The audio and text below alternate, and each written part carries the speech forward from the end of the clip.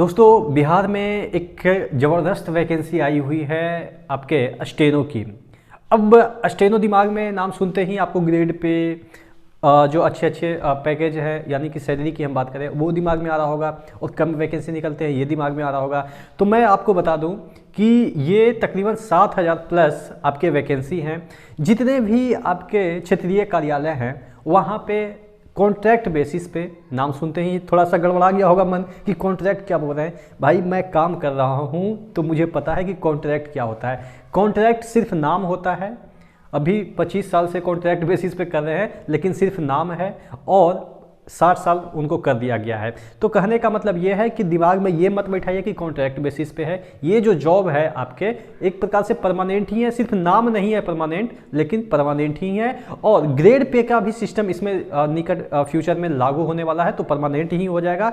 और बेलेट्रॉन के थ्रू ये वैकेंसी निकलती है। बेलेट्रॉन क्या होती है? बेलेट्रॉन एक प्रकार का बोर्ड होती है, जैसे होता है ना railway board, SSC board, BPSC board, तो उसी तरीके से बेलेट्रॉन एक बोर्ड होती है या आप कह सकते हैं संस्था होती है जो कि कंप्यूटर ऑपरेटर प्रोवाइड करती है बिहार के जितने भी कार्यालय हैं संविदा के आधार पे। तो कहीं पे ज़रूरत पड़ती है तो वहाँ पे भेज देती है, नहीं पड़ती है तो उठा के फिर दूसरे विभाग में भेज देती है। तो इसका मतलब ये हुआ कि आप परमानेंट हैं, आपको बेलेट्रॉन इधर से उधर कर सकती है।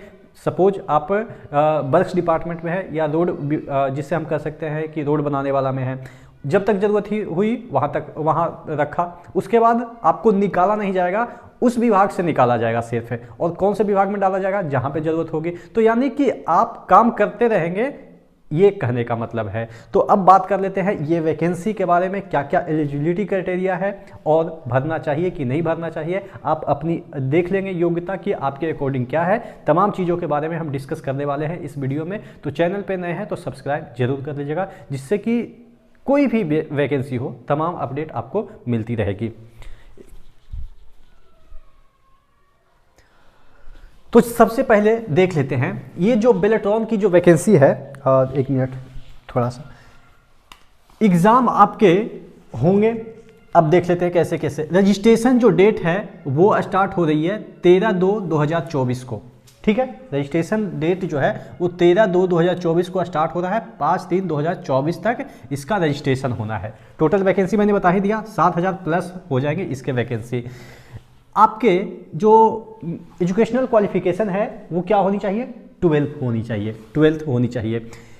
टाइपिंग इसमें आपको ज़रूरी है, ठीक है। चूँकि आशुलिपि की वैकेंसी है तो टाइपिंग ज़रूरी है। टाइपिंग 25 वर्ड पर मिनट हिंदी में, या ऐसा नहीं कि दोनों, या आपके इंग्लिश में 30 वर्ड पर मिनट। इसमें 10% का आपको रिलैक्सेशन भी मिल जाता है, यानी कि गलतियां कुछ करते हैं तो 10% तक आपकी माफ़ रहेगी, ठीक है।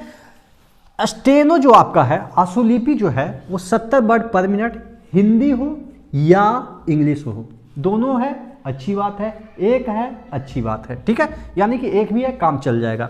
20% का यहाँ पे आपको रिलैक्सेशन मिल जाता है गलतियाँ करते हैं तो, ठीक है। इसी के आधार पे ही मेरिट बनेगी। कहेंगे कि रिटन टेस्ट का क्या होगा? रिटन आपको क्वालिफाई करना है। हेलो हेलो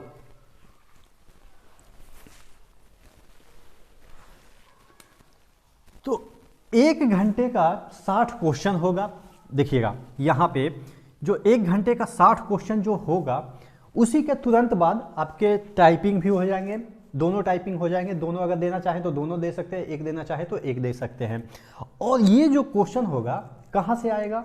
एक कंप्यूटर से रिलेटेड प्रश्न होगा। सिलेबस आपको दिख रहा होगा, यहीं से आपके क्वेश्चन आएंगे। और ये 50% आपको इसमें लाना जरूरी है, ठीक है, तभी आपके टाइपिंग वगैरह होंगे। तो यानी कि इसमें 50% नंबर लाइए और आ ही जाएगा, क्योंकि सिलेबस दे रखा है उसी के अकॉर्डिंग प्रिपरेशन करना है। बहुत सारे तो जानते भी होंगे, ठीक है। NIOS के जो सिलेबस 336 है उसके अकॉर्डिंग कंप्यूटर से रिलेटेड बहुत सारे उसमें सब टॉपिक है, उसी से आपके क्वेश्चन पूछे जाएंगे।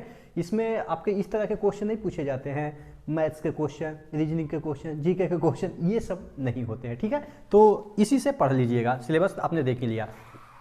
सैलरी की बात कर लेते हैं। बहुत सारे बोल रहे होंगे सैलरी तो 17,000 मिलता है, 18,000 मिलता है। भाई अभी आपने देखा होगा ना, सभी का सैलरी बढ़ा है। जितने भी आपने देखा होगा, एएनएम का बढ़ गया जो संविदा पे हैं, जीएनएम का बढ़ गया, जेई का बढ़ गया, जो संविदा की हम बात कर रहे हैं उसी के अकॉर्डिंग हम बात कर रहे हैं ना, तो सभी का बढ़ा है, इनका भी बढ़ गया है 20 से 22,000 के अराउंड। और उसमें भी आपको 10% का हर एक साल इंक्रीमेंट लगता है।